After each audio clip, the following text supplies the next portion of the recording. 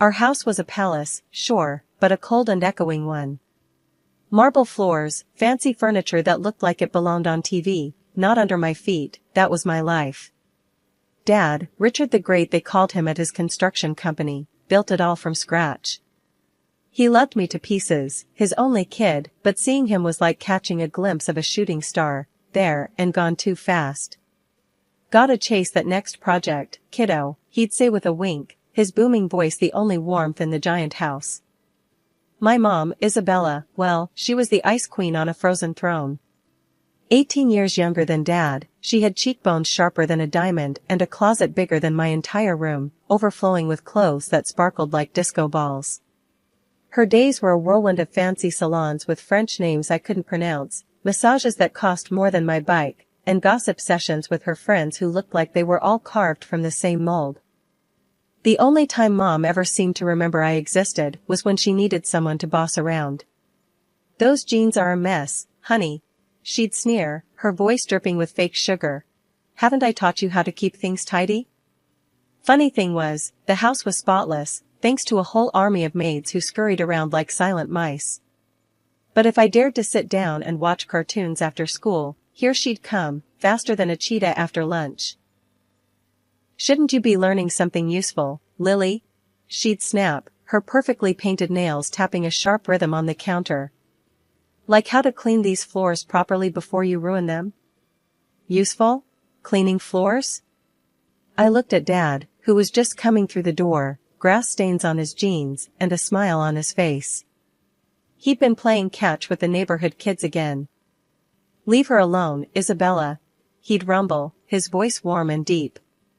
"She's got plenty of time for chores later. How about some ice cream sundaes, champ?" My treat. Dad was my hero, my best friend. He'd wrestle with me on the floor, his booming laugh filling the house, a stark contrast to Mom's constant complaints. He taught me how to throw a perfect spiral, how to fix a leaky faucet, and most importantly, how to be kind, even when the world felt cold and empty, just like this giant house. The year I turned 15 was supposed to be different. Driver's ed, maybe a summer job at the ice cream shop down the street, all the normal teenage stuff. Instead, it became the year everything went sideways, faster than a roller coaster gone rogue. It started with a cough. A nagging, wet cough that wouldn't quit. Dad, who could usually shake off a cold in a day, just kept getting worse. His booming laugh faded into a raspy wheeze, his once strong hands grew thin and trembled slightly when he held mine. Doctors became a constant presence in our house. Stern-faced men and women who spoke in hushed tones that sent chills down my spine. A cruel diagnosis, laryngeal cancer. Dad, ever the optimist, kept a brave face. "Just a little bug," he'd say, his voice weak but his eyes full of the same warmth I knew and loved. "Nothing a few trips to the doc can't fix." Those trips turned into hospital stays, harsh treatments that left him drained and pale. The vibrant man who could build a skyscraper from the ground up was reduced to a frail shadow, his once booming voice barely a whisper. I spent every spare minute by his bedside, holding his hand, reading him stories, praying for a miracle. "Don't worry, champ," he'd rasp, his eyes filled with concern. "I'm gonna be all right. You're gonna be all right." Worry?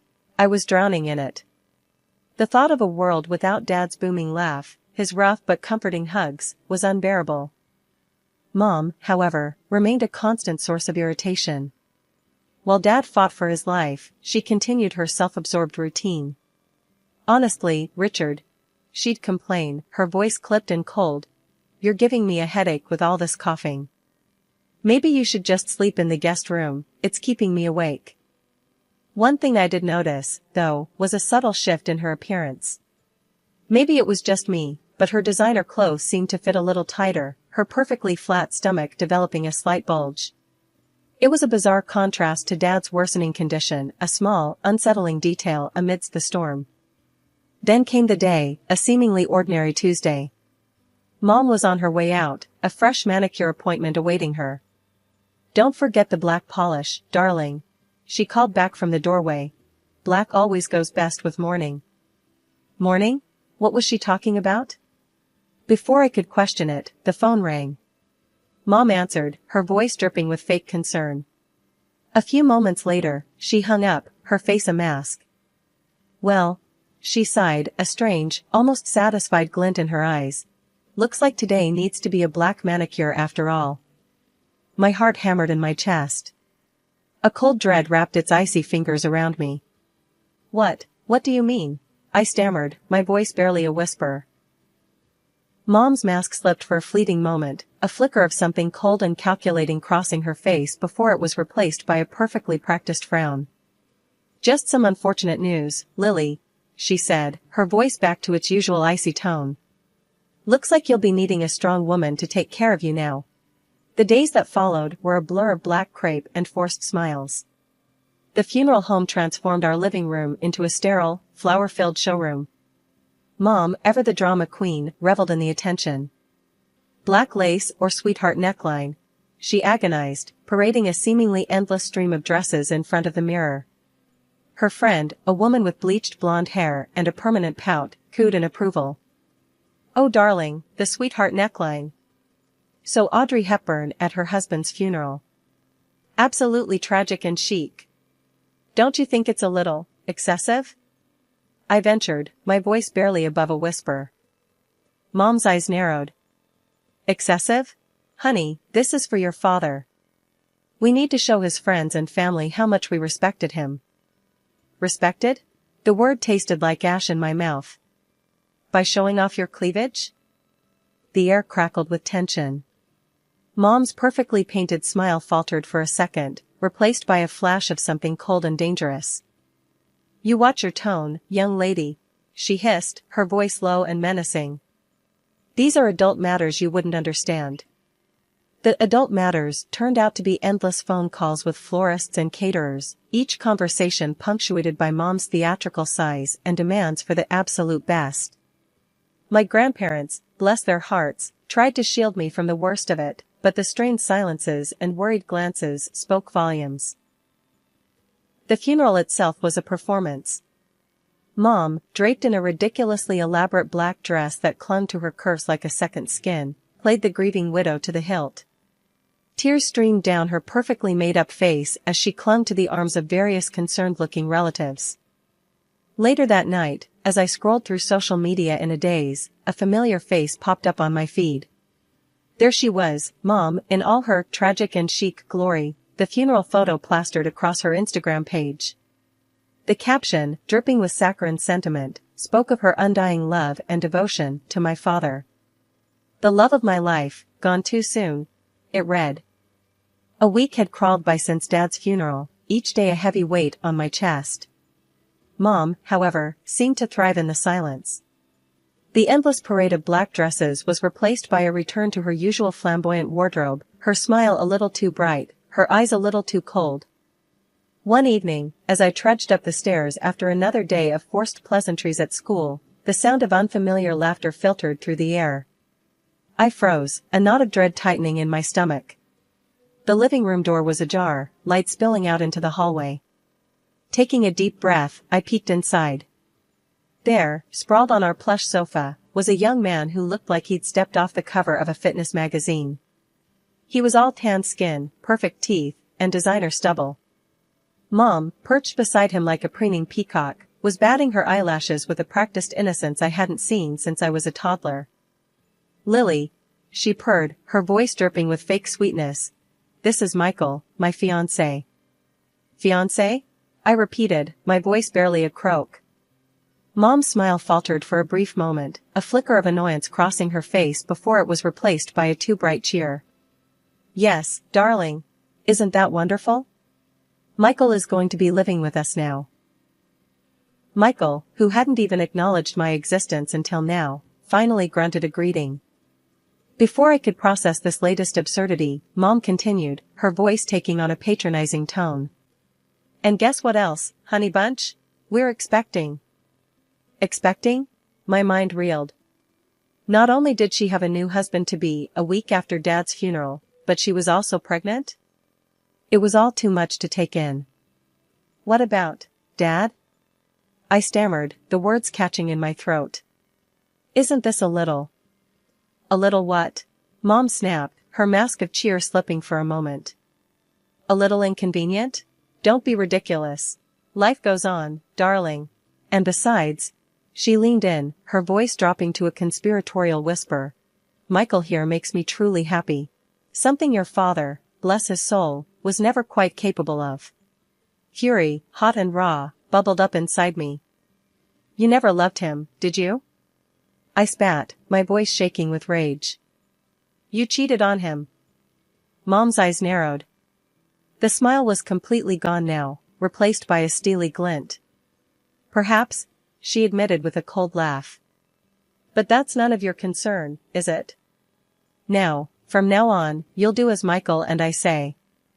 You'll help with the housework, of course, and then you'll be a wonderful nanny to your new sibling. Over my dead body, I choked out, my voice trembling with a mix of anger and hurt. Don't get sassy with me, young lady. Mom hissed, her voice low and dangerous. This is my house, and you'll do what I tell you, or you'll get out. The ultimatum hung in the air, heavy and suffocating. I straightened my spine, a newfound resolve hardening my voice. I wouldn't stay under the same roof with you for another minute even if you begged me, I declared, my gaze unwavering. You may have gotten rid of Dad, but you won't control me. Mom's face contorted in fury. Get out then, she shrieked, lunging towards me. She grabbed me by the shoulders and pushed me out the door. And don't come crawling back when you have nowhere else to go, she bellowed after me. I didn't answer. The front door slammed shut behind me with a satisfying thud. Snow swirled around the streetlights, casting an eerie glow on the deserted sidewalk. I was in my school clothes and sneakers, completely unprepared for the winter chill. But the sting of the cold was nothing compared to the burning betrayal in my heart. Looking down at my flimsy clothes, I spotted the abandoned garage across the street. Dad used to keep his old tools and some winter gear there. Maybe, just maybe, there was something I could use to keep warm for the short walk. The garage was a treasure trove of forgotten memories. In the back corner, under a dusty tarp, I spotted a familiar shape, Dad's old hunting jacket. It was worn and faded, but the thick leather promised some protection from the biting wind. With shaking hands, I dialed a taxi, my teeth chattering uncontrollably. The wait seemed to stretch on forever, each passing minute a small eternity. Finally, the headlights pierced the darkness, a beacon of hope in the cold night. My grandparents' porch light cast a warm glow as I stepped out of the taxi. Tears welled up in my eyes again, this time a mix of relief and sorrow. My grandma opened the door before I could even knock, her face etched with worry. Lily? What on earth? Her voice trailed off as she took in my appearance. Honey, you're freezing. Come in, come in. She ushered me inside, wrapping a thick blanket around my shoulders. Grandpa was right behind her, his face grim as he took in my tear-streaked cheeks and the oversized jacket. What happened, sweetheart? He asked, his voice gruff, but full of concern. I took a shaky breath, the warmth of the house slowly seeping into my bones. Then, in a torrent of words, I poured out everything, Mom's cold behavior after Dad's death, the fiancé, the pregnancy, and finally, the cruel revelation. My voice cracked as I spoke, the raw pain and betrayal spilling out into the room. By the time I finished, I was sobbing uncontrollably, my body racked with hurt. Grandma held me tight, her silence a comforting presence. Grandpa, after a moment, cleared his throat. There's something you should know, Lily, he began, his voice low and serious. Before your father passed away. He paused, his gaze flickering to Grandma before continuing. He knew all about her cheating and pregnancy, and well. He hesitated, then met my eyes. He had a lawyer come in and change his will. My heart skipped a beat. Change his will? Yes, Grandma chimed in, taking my hand. You see, honey, your father loved you more than anything in the world. It means that you are the sole heir to your father's estate. My jaw dropped. Everything? Everything, Grandma confirmed with a sad smile.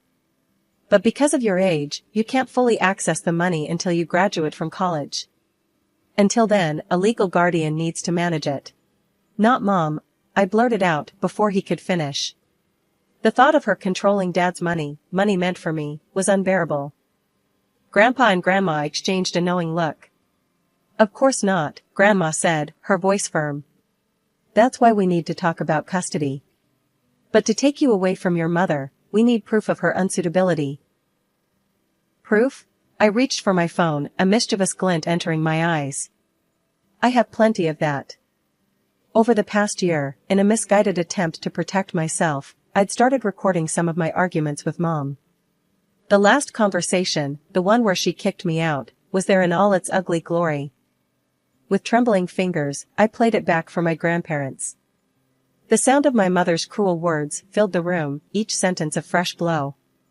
By the time the recording ended, a tense silence hung heavy in the air. Then Grandpa cleared his throat. This is more than enough, Lily. We'll get you a lawyer, first thing tomorrow.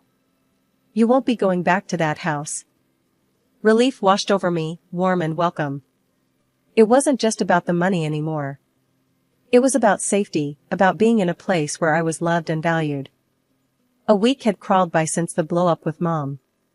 One sunny and cold afternoon, as I was helping Grandma cook a pie, a loud, insistent pounding shattered the quiet. I froze, a knot of dread tightening in my stomach. Grandma straightened up, her eyes narrowed in suspicion. That sounds like trouble, she muttered, brushing her hands off the flour. Before we could even exchange another word, the front door swung open with a bang, revealing a sight that made my blood run cold. Mom stood there, her face flushed with anger and desperation. Her hair was a mess, her clothes looked like they'd been slept in, and her eyes held a manic glint that sent shivers down my spine. There you are, she shrieked, her voice laced with a barely contained fury. You little ingrate. How could you do this to me? Grandma stepped forward, her voice firm but unwavering. Lily doesn't have to do anything, dear. She's here of her own free will. Mom scoffed, her gaze darting around the room before landing on me. Free will? Don't be ridiculous. You've filled her head with lies about me. Lies? I echoed, my voice shaking with a mix of anger and disbelief. You're the one who lied, Mom. You lied to Dad, you lied to me, and now you have the nerve to play the victim? You never loved me and Dad. Mom's face contorted in fury. Don't you dare talk about your father like that. And love? You think that dusty old man was capable of love? He was boring, Lily. A drag. I deserved more. Her words hung heavy in the air, a cruel and selfish justification for her actions. My fists clenched at my sides, the anger bubbling inside me threatening to boil over. So you married him for money, then cheated on him while he was still alive? I spat, my voice dripping with disgust. And now you're angry because you're not going to get your claws into his inheritance? Mom's face turned ashen, her bravado crumbling under the weight of my words. Look, she said, her voice cracking with desperation. I know I messed up. But can't we just forget all that? I found out about the new will, Lily. You have everything now. You can help me, can't you? I'm pregnant, for crying out loud. I have nowhere to go. Her words hung heavy in the air, a desperate plea for a lifeline. A part of me, a tiny, insignificant part, flickered with a misplaced sense of pity. But then I remembered the countless nights I'd spent alone. Those were your choices, Mom, I said, my voice devoid of sympathy.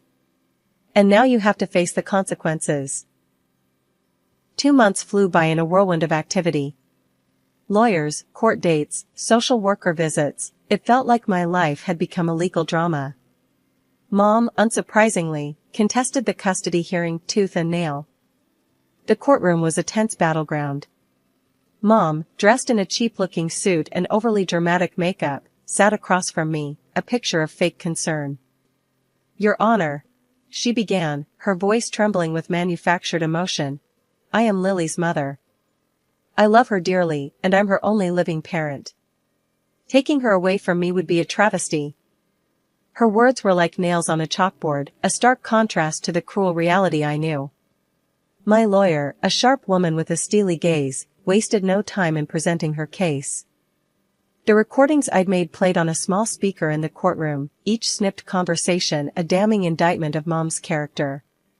Her voice, dripping with contempt and frustration, filled the room, leaving a stunned silence in its wake. Then came the final blow, the recording of the night she kicked me out. The raw fear and confusion in my voice, the chilling indifference in hers, painted a picture 1,000 words couldn't express. As the last recording ended, a heavy silence descended upon the courtroom. Even the judge, a stern but fair-looking woman, seemed taken aback. Looking directly at Mom, I took a deep breath and spoke, my voice surprisingly steady. "Your Honor," I said. "Does this sound like the voice of a loving mother? Does this sound like someone who deserves to raise a child?" Mom opened her mouth to retort, but the judge held up a hand, silencing her. "The evidence presented is compelling," she said, her voice firm. "The recordings paint a clear picture of a dysfunctional and emotionally abusive relationship. Mrs. Miller," she addressed my mother directly, "your behavior towards your daughter has been documented and deemed unacceptable. Therefore, this court grants full custody of Lily to her grandparents, Mr. and Mrs. Thompson." A wave of relief washed over me, so intense it felt like I could breathe again for the first time in months. Grandma reached out and squeezed my hand, her eyes filled with unshed tears. Grandpa, ever stoic, offered me a gruff but genuine smile. A few days later, we stood outside the house I'd once called home. The eviction notice, a cold formality, felt like a badge of honor.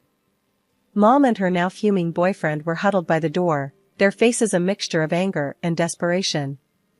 "Lily, honey, please," Mom whined, her voice laced with desperation. "Can't we just talk about this? I know I messed up, but I'm your mother.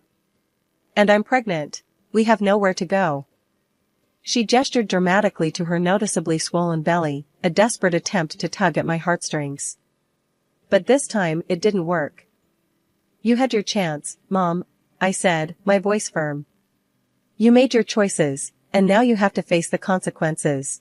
Besides," I added, "you have Dad's savings, enough for a decent apartment and a comfortable life for you and your new family." The mention of the money hit a nerve. Mom's face contorted in fury, but this time it was laced with a hint of fear. "You wouldn't dare cut me off," she hissed, her voice brittle. "I don't have to," I replied coolly. "You'll have access to a monthly stipend, enough to cover your basic needs. But that's all. Consider it my charity." Mom opened her mouth to argue, but the look in my eyes must have stopped her. With a final glare in my direction, she stormed off, her boyfriend trailing behind like a kicked puppy. 5 years had melted away like summer snow. Graduation from high school was a bittersweet affair, a celebration of achievement tinged with the pang of leaving a familiar chapter behind. Now, with a brimming acceptance letter in hand, I stood on the precipice of a new adventure, college. The University of Economics loomed ahead, a bustling hive of knowledge and ambition. Grandma fussed over my dorm room, insisting on rearranging the furniture for maximum efficiency. Grandpa, ever the pragmatist, helped me set up my laptop and internet connection, muttering about the outrageous cost of higher education. "Don't worry, Grandpa," I said, giving him a hug. "I'll make the most of it. This is Dad's company I'll be running someday, remember?" He squeezed me back, his gruff voice softening. "That's my girl. Your father would be proud." The mention of Dad always brought a lump to my throat. These past years had been a constant dance between grief and gratitude. Grief for the father I barely had the chance to know, and gratitude for the loving grandparents who had stepped up when I needed them most. College life was a whirlwind of lectures, study groups, and caffeine-fueled all-nighters. It wasn't easy, but I threw myself into it with a fervor that surprised even myself. News about Mom trickled in occasionally, delivered in hushed tones by well-meaning family friends. Apparently, she'd given birth to a stillborn child, a tragedy that had only deepened the chasm between her and the world. Her boyfriend, the one who'd abandoned ship when the comfortable life in a luxurious house evaporated, was nowhere to be seen. Honestly, none of it fazed me. The woman who had borne me was a stranger, a ghost from a past life. I had no room for negativity in my life, not when I was busy building a future where hard work and determination were the cornerstones of success.